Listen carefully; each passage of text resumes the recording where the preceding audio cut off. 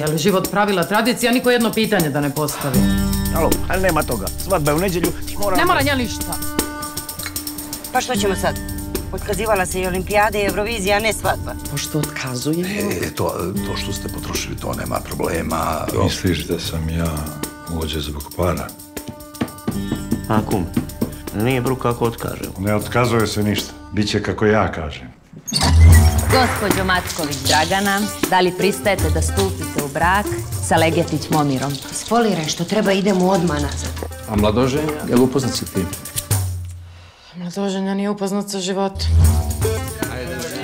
Kada je kum ja kao držim, hoćemo je bačiti dole na stvrđu. Nema sine bežanja.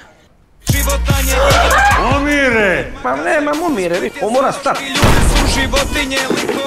Kuku meni! Ono što meni treba... Avantura. Treba mi da dovršim misao. Izvinite. A muški ne mogu znat na život. Drži te pare i bježi koliko te noge nose, razumiješ?